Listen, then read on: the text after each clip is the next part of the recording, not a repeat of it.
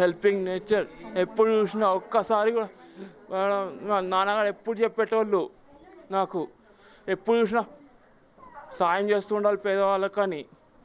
Mynampally social service స్థాపించింది కూడా నా పుట్టినప్పుడే 2001లో. అప్పుడే మా పెద్దమ్మ కూడా నన్ను చూసి పెట్టుకుంది, నేర్చుకుంది. ఎప్పుడు నేను ఆఖరికి మా అక్క వాళ్ళు కూడా చనిపోతుంటే నేనే ధైర్యం ఇచ్చిన మా పెద్దమ్మకి. ఎప్పుడు చూసినా ఏడుస్తున్నా కూడా ఇప్పుడు కూడా ధైర్యం ఇచ్చి తీసుకొచ్చిన. సోషల్ సర్వీస్ చేస్తుంటే ఎప్పుడు మా మైనంపల్లి ఫ్యామిలీలోనే ఉంది. ఎప్పటికీ సాయం చేసిన. ఎప్పుడు చూసినా మా డాడీ ఆఖరికి మా లాస్ట్ టైం మన కరువు వచ్చింది, అప్పటికి కూడా నీళ్ళు ఎంత నిండినా కూడా ధైర్యంగా బయటికి వెళ్ళి మా అమ్మ వాళ్ళు చెప్పినా కూడా వినకుండా ఎప్పటికీ మేము ముందుంటాం, భయపడం. ఆఖరికి చావనిక సిద్ధం. 3 o'clock 2 o'clock ఆఖరికి లాస్ట్ టైం 24 hours మేము ఆన్లైన్ ఉంటాము. ఎవ్రీడే నేను ఆన్లైన్ ఉంటా. చూడండి మీరు నా నంబర్ కూడా చూడండి, 24 hours ఆన్లో ఉంటుంది. 800147 ఆన్లైన్స్. అడుగుతారా? బేసికల్గా మీ అందరికీ చాలామందికి అంటే నన్ను చూసారా లేదా, జర్నీ అంటే నాది చాలా పెద్ద జర్నీ అండి. రకరకాల ట్విస్టులు, అప్స్ అండ్ డౌన్స్తో నడుస్తోంది. భగవంతుడి నిర్ణయం ఏంటి అని అయితే నాకు తెలియదు, కానీ నేను ఒక 10 ఏళ్ల కింద రామ్ చారిటబుల్ ట్రస్ట్ అంటే ఒక ట్రస్ట్ పెట్టాలి అనుకున్నప్పుడు నా పిల్లలు చాలా చిన్నోళ్ళు. సరే వాళ్ళను సరిగ్గా చూసుకొని తర్వాత చేద్దాము అనే ఉద్దేశంతో కొంచెం వెనకం చేశా.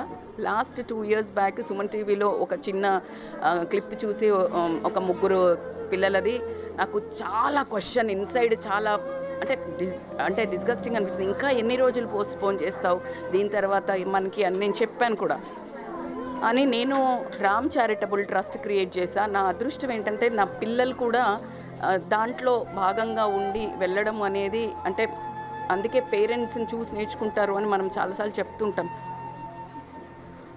అలా నాతో ప్రయాణం స్టార్ట్ చేసిన నా కూతురు ఇందులోనే మేము ఎన్నోసార్లు చేశాము, చాలా ప్లేసెస్లో చేశాము. పెన్షన్ స్కీమ్స్ ఇస్తున్నాం, అది కూడా పాప కూడా ఇచ్చింది నాతో పాటు వచ్చి.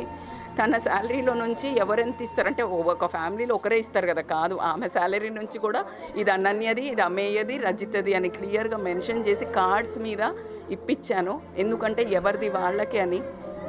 అలా జర్నీ స్టార్ట్ చేసింది. మరి అన్నీ మంచిగానే చేస్తున్నాం కదా.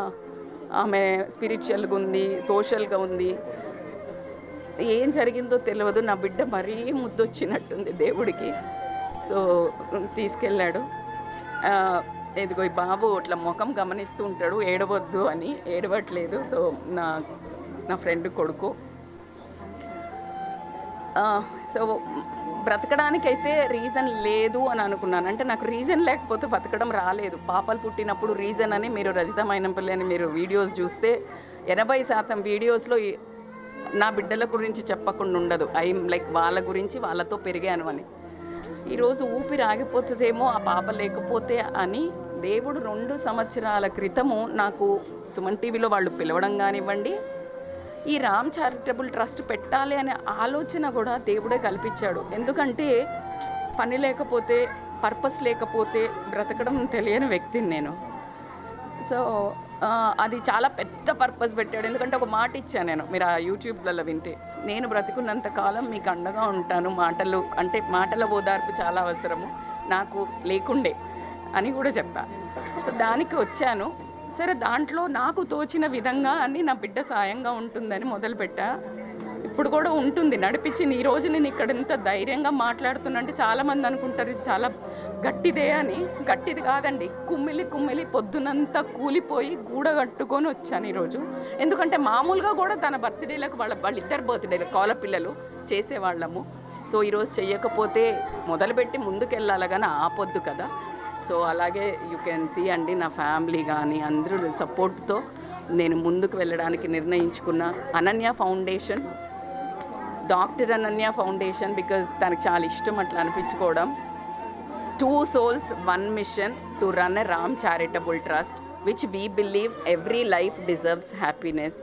సో ఆ ఒక్క ఇంకా నాకు ఒక మళ్ళీ పర్పస్ చాలా పెద్దది కనిపిస్తోంది. ఆ ఒక్కొక్క మెసేజ్ పెడతారు కదా, అది చదువుకుంటూ ఊపిరి పీలుస్తున్నా. సో థ్యాంక్ యూ మళ్ళీ చెప్తున్నాను. అసలు ఎన్ని జన్మలెత్తినా ఎంత బాధలో ఉన్నానో ఒక ప్రేమ అంటే నన్ను కంప్లీట్ చేసిన నా ప్రేమ అదే అంటున్నా. నవ్వాలా ఏడవాలా, చావాలా బతకాలా తెలియని సిచ్యుయేషన్లో అవుతున్నా. ఏడవాలి, నా బిడ్డ నా ప్రాణం పోయింది అని. కానీ కొన్ని వేల మంది మెసేజెస్ చూసి అరే మరీ స్వార్థపరురాలువా నువ్వు, ఇంతమంది నిన్ను చూసి నేర్చుకుంటున్నాం, బాగున్నాము అని చెప్తున్నారు అని ఒక యాంగిల్.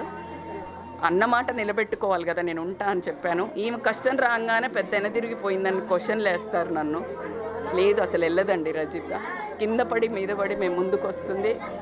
మీరే నన్ను నిలబెడుతున్నారు. ఖచ్చితంగా అందరం కలిసి ముందుకు నడుద్దాం. Thank you. Support doctor Ananya foundation.